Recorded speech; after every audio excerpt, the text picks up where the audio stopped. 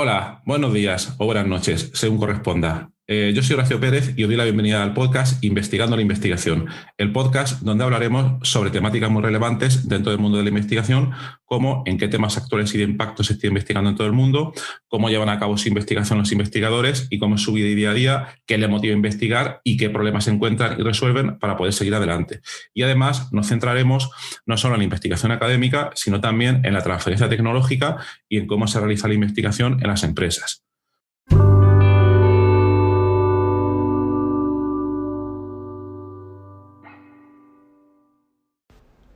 Hace poco, ahora un par de semanas, Lantsoght y Rico Massa, que son los autores del podcast PhD Talk, me hicieron una entrevista en inglés, que yo creo que fue bastante interesante, y donde estuvimos tratando temas como la carrera científica, consejos para doctorandos y un largo etcétera de otros temas relacionados principalmente con esto, con la carrera científica.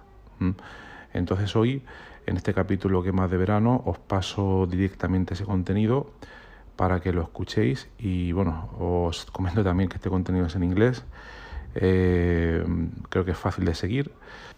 Y también os comento que a partir de ahora voy a abrir otra versión de este podcast en inglés. Os paso el enlace en las notas del episodio para que lo que podáis ver y nada, os lo paso, espero que os interese. Venga, vamos, adelante.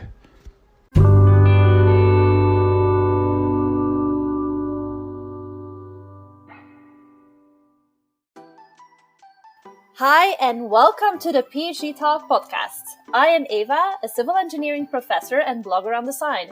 And I'm Rico, a PhD student in civil engineering. Join us on this podcast in which we discuss all topics related to PhD life, research mechanics, and lived experiences. There will be interviews and discussions with guest researchers and PhD students. We hope you stick around with us on the PhD Talk podcast. Hello and welcome to this week's episode of the PhD Talk podcast. This is episode 35 and today we are interviewing Dr. Horacio Pérez Sánchez, who is a professor in Spain. He's also the host of the podcast Investigando la Investigación. He is the principal investigator of the Bioinformatics and High Performance Computing Research Group at Universidad Católica San Antonio de Murcia.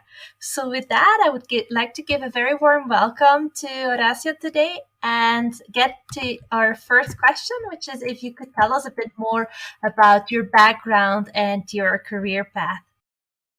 Well, thank you. First of all, thanks a lot for me visiting your podcast. I think you are doing a great job. All the views you do for the PhD students, you do very interesting interviews. So congratulations for the great show. Thank you so much. Welcome. And about my background, I come from computational chemistry. I'm chemist by background. Then I switched to computational chemistry. And then I went into computers because I realized I was very bad at the wet lab. It's something usual in our community. And then I did a PhD in computational chemistry. It was not on computational drug discovery, which is my main research line now. I work on the simulation of macromolecular systems. Then when I finished my PhD, I went to Germany. I spent 4 years at the Karlsruhe Institute of Germany, of Technology, and then I switched completely my career. Let's say the main introduction.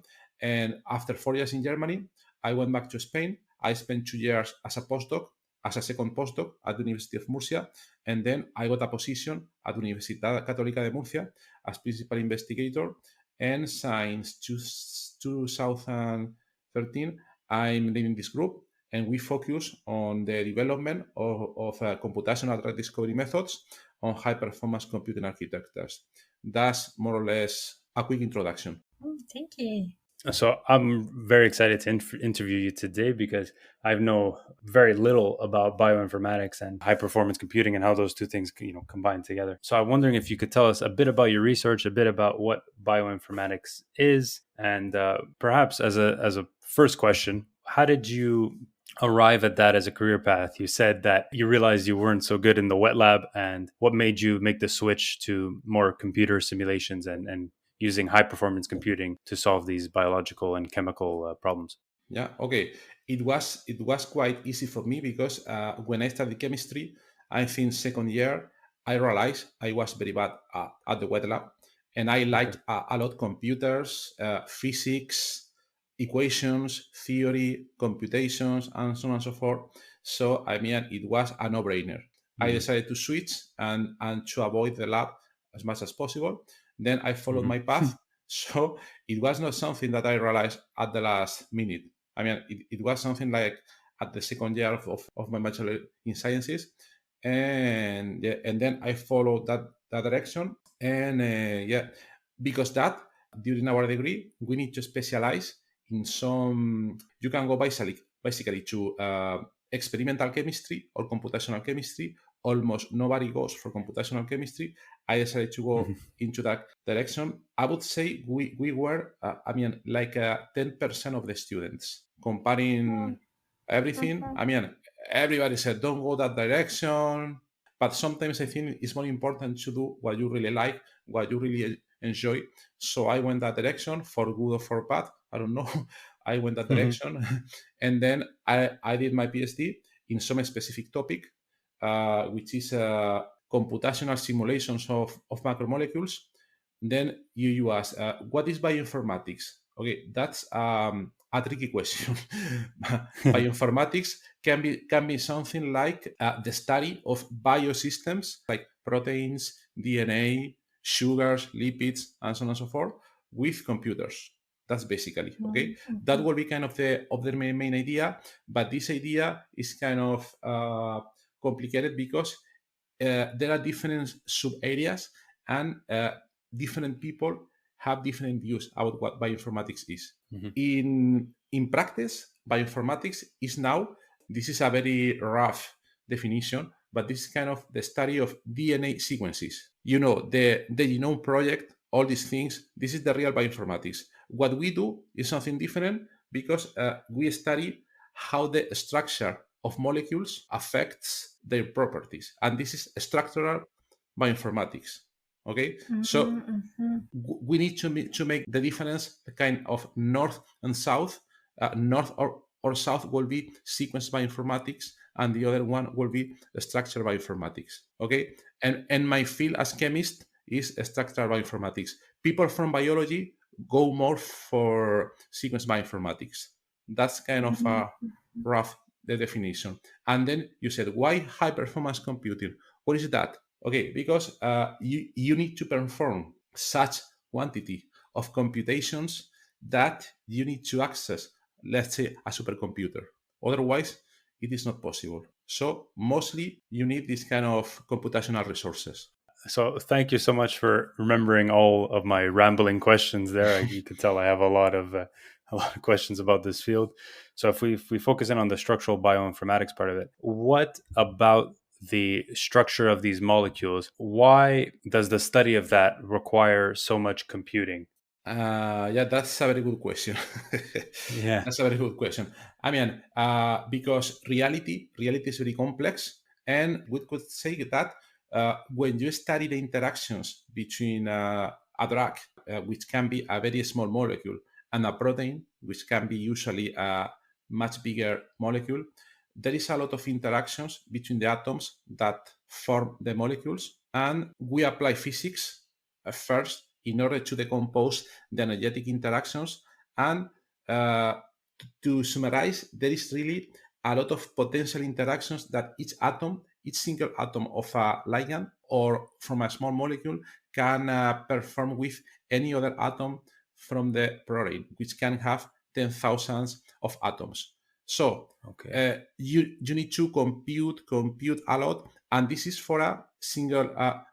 When a drug interacts with a protein, there is an approximation in the space. The ligand goes into the protein. So for each step, you need to perform double loops of computations, a lot of things, usually. Okay. Yeah. So you have a protein, which is obviously a huge molecule, many, many thousands of atoms, as you said, and then a drug, which will be a little bit smaller. And so the way the drug approaches the protein, and I guess also probably its orientation and the where it approaches it from, and then all these atoms, and there could be thousands of them, are interacting in different ways, and they have many possibilities for interaction. Yes. And so that's what makes this a computational Yeah, I was going to say nightmare, but that's what makes it interesting computationally, I guess, is that there's so many possibilities. exactly. This is what you said. This is what you said. But then there is some other detail, and I will not give more details because this is there is a lot of things. But for each of these kind of calculations, you can apply different levels of theory. I mean, there is one which is very easy, which is kind of cheap, which is let's say, in order to summarize, it's called molecular mechanics, where you follow the kind of forces and so on and so forth. But if you want to get more accuracy, you need to go to quantum physics, and then things get weird because the computations are unbelievably expensive. Okay, nowadays, let's be real, they cannot be applied in practice at its full splendor. It's very hard. So you usually need to choose which level of theory you want to use. Yeah. I understand. Okay, so all right. So after this PhD is done, I'm gonna have to go start another one because this is this is super interesting. Thank you so much for giving us a very brief overview of this. And that does tie in with my curiosity question on really the infrastructure that you use in terms of supercomputers. Is then, do you have for your lab your own supercomputer, or is that of your university, like a computing center? What do you use, and what does it do in terms of performance? That's a very good question. We have very small supercomputing systems where we perform the kind of first proof tests or test drives. In order to compile the code, in order to check that the computational code that we develop works at a very small scale, okay? But then when we need to run full simulations, it depends on the case. But in our university, we don't have a local supercomputer. We don't have. So how do we do it? We apply. There are a lot of calls for supercomputing resources in Spain, in Europe, in the USA, as far as I know, in other countries. So if you collaborate, for instance, let's suppose some time ago we collaborate with some group in the United States.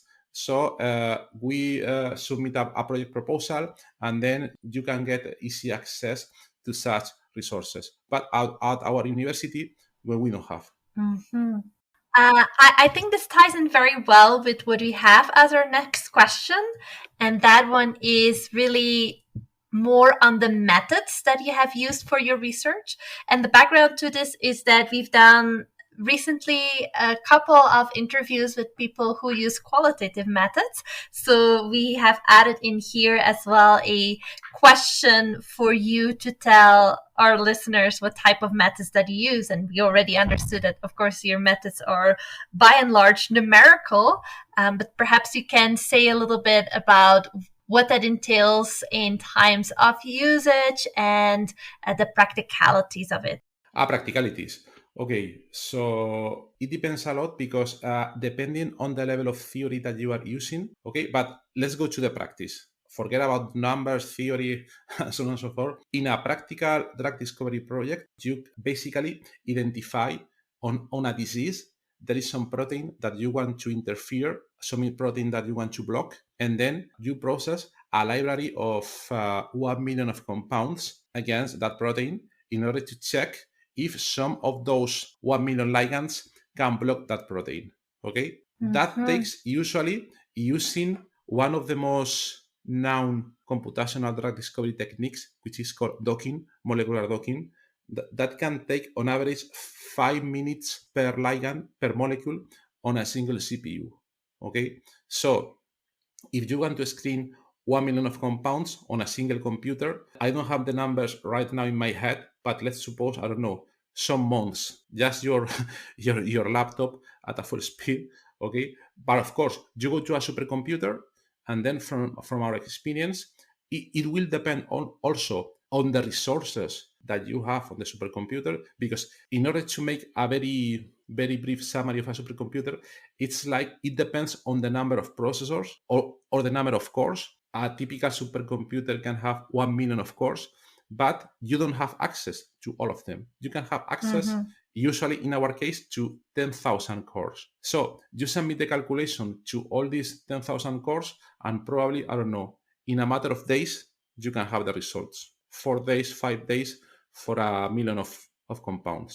I don't know if this is gives a picture of... Absolutely, yes. Thank you.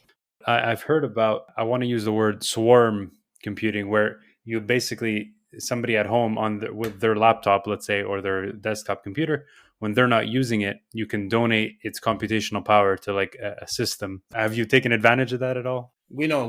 This is a very good idea. It became very famous, I would say, 15 years ago. And it's also used at the moment. But let me tell you first how it was 15 years ago. Like you said, you need to install some software on your computer. When you are not using the computer, your computer becomes kind of a client or part of the swarm, as you said, from the main node. The main node orchestrates all the calculations. It receives the million of compounds and it calls all the potential customers, clients, in order to check if they are available or not. If they are available, then it checks how powerful they are in terms of computational power, and then it sends a lot of calculations, okay? So the technical idea is good, but it has the following problems. I would say that 15 years ago, people didn't use as much as today the computers, so they were either more often, okay? First. Second, before they were just, 10 or 15 very, very important projects that use these resources. One of them, I don't remember the name, it was something called like SETI at home. It was some software that analyzed information about galaxies, about astronomical data in order to detect extraterrestrial signals. I don't know exactly how it works or something. But then the next hit was some software in order to simulate how proteins fold. This software, by the way, was installed by default on the PlayStation 3 video game console. You could also use it, But this is a very good idea. It worked during that time. But later, first, there was a big competition because anybody could create a project like this. So a lot of people creating projects. So there was a fierce competition. And second, the winner was, you have an idea, you have the server, but you need to attract people to use these resources. So it became kind of a social network capability. You need to do good marketing in order to attract people. And scientists usually are not very good at this. Sure. And later, I would say 2012, 2013, you remember, it started the Bitcoin revolution, and people decided, what can I do? To mine Bitcoin or to contribute to science? So there we go. Exactly. So nowadays, it's a movement, it's going on, it still continues, but not as strong as 15 years ago. Well, there you go. That's interesting. Thank you for that. You seem to have a lot of background knowledge on that, so that was good to get updated on what that looks like right now. So in that case, our next question for you is a little bit about the PhD trajectory and the journey to getting a PhD. And Eva and I are both wondering if you could give us some background on what that looks like at your university and or in Spain in general. In our university, it's the same as in Spain, because it is regulated. In all universities. I really don't know in other countries, but we have kind of an organism that comes from the government, and they regulate that in all universities, all the doctorate programs need to follow some requirements. Everything needs to be very, very organized. This documentation, these rules, and so on and so forth. I guess it's the same in other countries, but I don't know if there is one organism as strict as the one we have in Spain. In the Netherlands, what really is written in the law is not really the requirements for the PhD trajectory in itself. It gives the universities some liberty there, how they organize it. But what is written in law is who can be a promoter. And that's in the Netherlands, it's called to jus promovendi, who has the right to promote somebody to doctor. And that is something very strict in the Netherlands. Yeah, here is the same. Exactly. So apart from that, apart from this organism, which is very strict, it's a lot of bureaucracy. Well, but apart from that, I think the regulations are the same in all the universities. As you said, Eva, a PhD supervisor needs to have some habilitation before, otherwise they cannot perform as PhD supervisors. And as per the requirements, in a very brief summary, you usually need to get 3 papers as first author in index journals from the first quartile. I mean, Okay. Yeah. impact factor more than 3. Well, it depends on the area. Okay, but you need to have this. This is something common in other countries. There is a new thing now in Spain. It started 6 years ago, and I think that it is the industrial PhD, where there must be some project between the university and some company, so that the student performs the research both at the academia and at the company. Okay, in our university in Europe was one of the first universities that started this industrial PhD. I had 2 PhD students in that direction, and yeah, I think this is a good experience, because sometimes after the PhD, the company wants to recruit these students because they know them, they know they perform well. Nothing exceptional, but the bureaucracy. There is a lot of bureaucracy. And in general, would you say that, well, I guess in chemistry, maybe it's different from other fields, but a PhD is 4 years or 3 years? How long would that take typically? It depends. For instance, you need to fulfill some criteria, and depending on the school where you perform your doctoral studies, you need to go to some classes like how to write papers and a lot of different things. Okay, this usually takes, I would say, 1.5 years. I mean, this process cannot go faster. Yeah, but apart from that, if during that time you can get, I don't know, let's exaggerate, 20 papers, then you can virtually defend your PhD after 2 years. Okay, but the typical thing is that if you get funded, you get a grant, a fellowship, for usually in Spain for 4 years. But otherwise, people that don't have a fellowship, usually they have a job, so they are doing their PhD in a part-time schedule. So you have a limitation. I don't remember. I think it's 5 years or 6 years, something like that. But if you can demonstrate that you are working a lot in your daily job, and you don't have time for the PhD work, you can request an extension. Changing a little bit of topic here, you also talk a lot with other researchers through your podcast, Investigando la Investigación. So my curiosity question here for you is, what have you learned from interviewing people and listening to their stories? What is your main takeaway from there? Wow, that's a very good question. For me, it's really interesting because there are different studies, different styles, but at the end, I can see a common theme, which is motivation, or what you really feel. Because it's your passion, for good or for bad. It's very interesting because sometimes I interview these people and I realize about some things I didn't realize before. I mean, for instance, sometime I was interviewing a researcher, and he worked in mathematics. And in mathematics, well, like in some of the research areas, you need a lot of focus in order to develop what they call proofs. There is some mathematical theorem, and you need to demonstrate if it is valid or not, and you need a lot of focus. You cannot be interrupted. So this guy worked during the day at the university. He could not focus. So after dinner, he got a lot of coffee, drank all the coffee, and said, now I cannot sleep. The only way is to go for my proof, to demonstrate my proof. Okay, I mean, it's crazy, but you realize what people that are really motivated can do. I mean, this is not healthy. Of course, you need to sleep.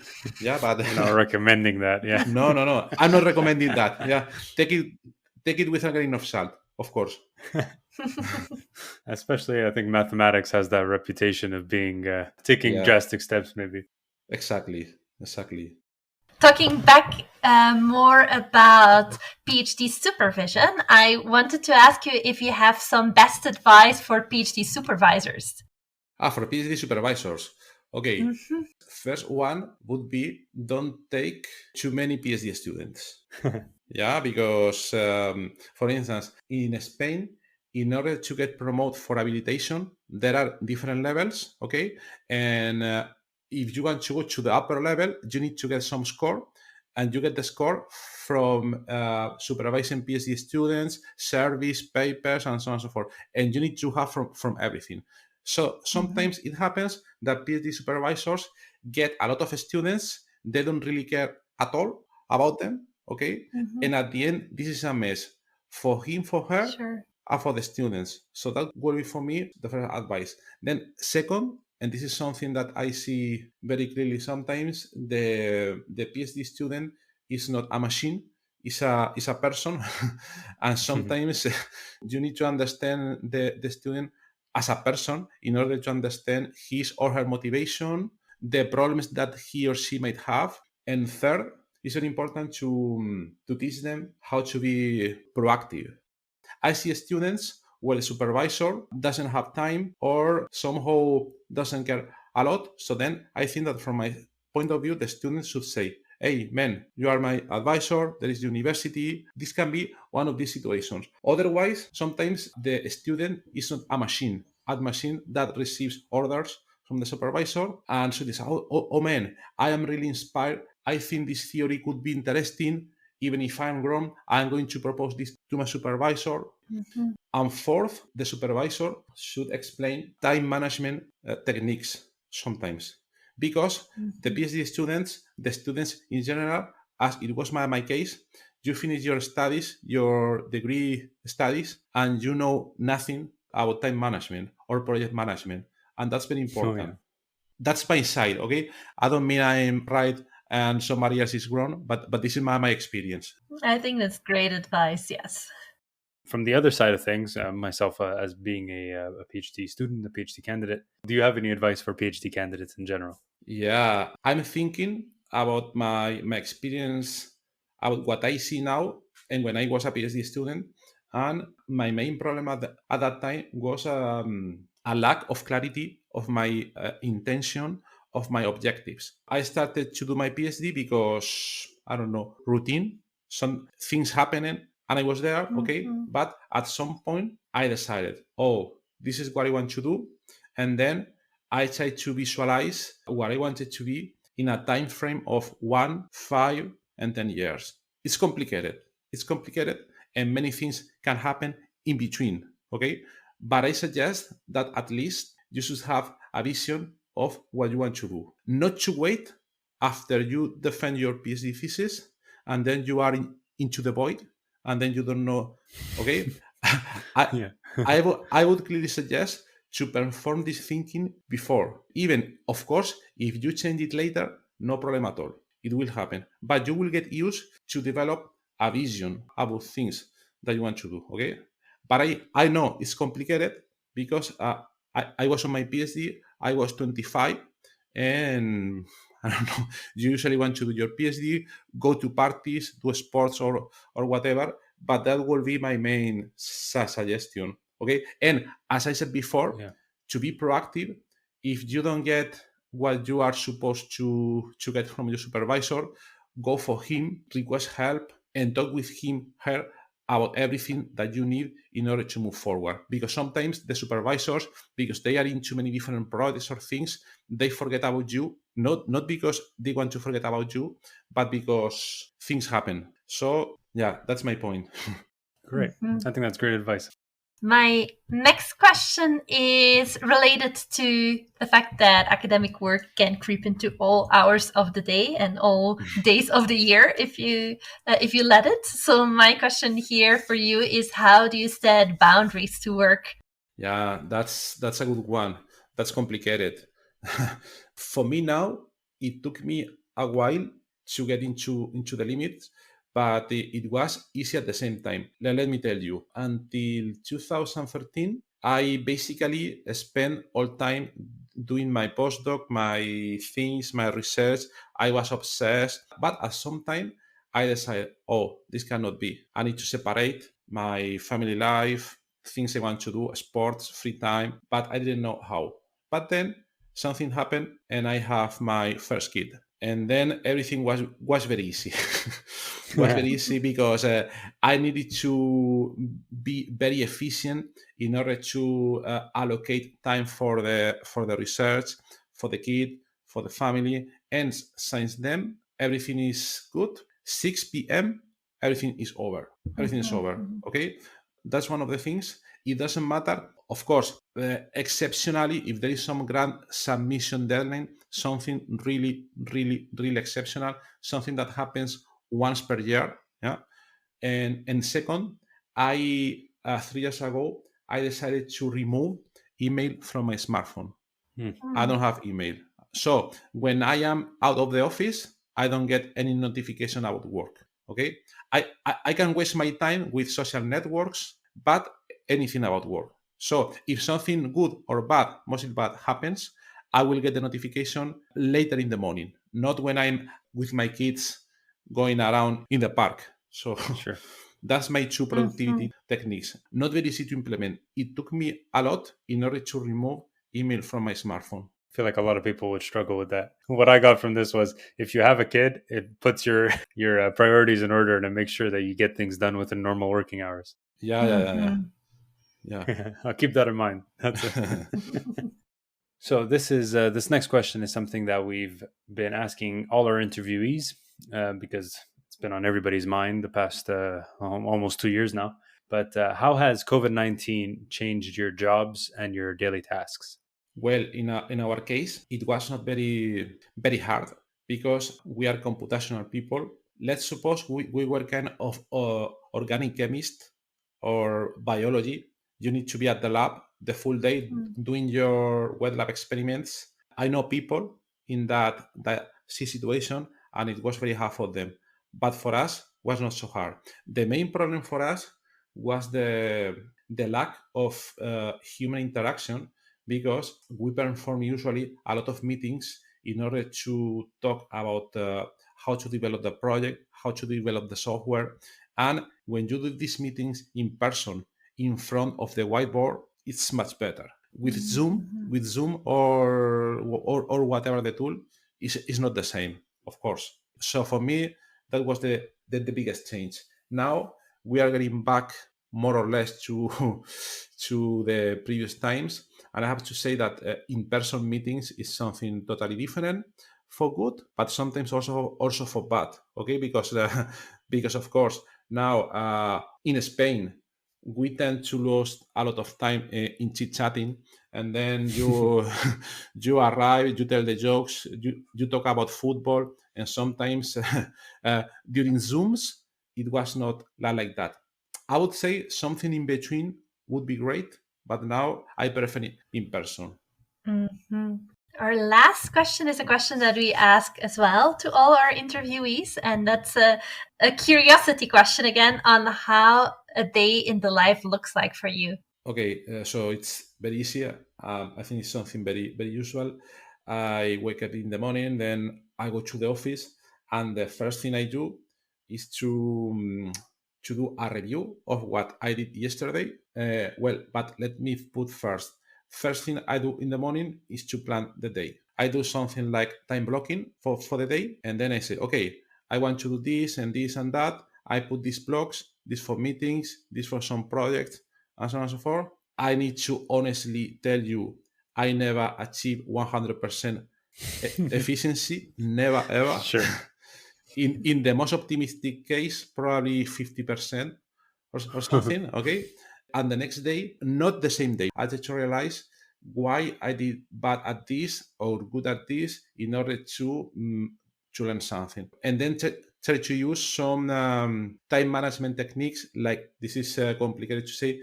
Probably you heard about this GTD, getting things done, and all the kind of things. Okay, I have to say honestly, I don't understand in pure detail what GTD is, but I use 2 or 3 concepts from GTD that for me work great. Otherwise, without GTD, it will not be the same. And then some other project management techniques, because we are running a lot of projects.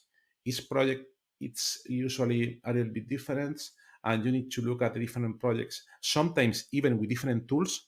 not because your choice, because you are collaborating with these people and these other people. One of them is Trello, the other one use Asana or something else. At the end, is a mix of tools.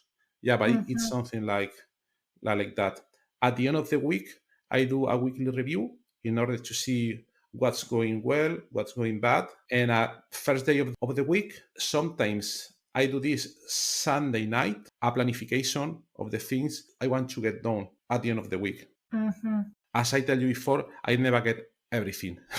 But for me, the important thing is to think why we didn't do everything in order to get some feedback about the process, in order to eliminate waste, like they say in these lean management techniques. Yeah, so something like that.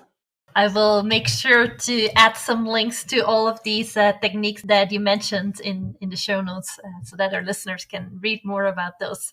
Of course, but I have to say just the last thing, that I'm very inefficient about this, but I honestly feel two things. If you decide to improve, at the end, you get it, and then you can get two things. You improve the number of projects you can work in, or you can do the same things in less time. But at the same time, you run the risk of getting into the rabbit hole of productivity. And that can be very harmful. You start to read a lot of blogs about productivity, blah, blah, blah, blah, blah, and you don't do the work. So I feel seen. Yeah. I want to thank you so much for being our guest today. I think I really learned a lot, and I found it very interesting. So thank you so much for being on the podcast. Welcome. And thanks a lot for interviewing me. And I hope this will be useful for all the PhD students. Thanks a lot. I am sure it will. Thank you so much for joining us. Thank you so much for listening. This was episode 35 of the PhD Talk podcast, in which we interviewed Dr. Horacio Perez Sanchez from Spain, and we talked about his research in structural bioinformatics, as well as his best tips for PhD students and supervisors, and what it's like to do a PhD in Spain. I hope you enjoyed today's episode, and we will be back next week with more on PhD life and research mechanics. Thank you so much for listening.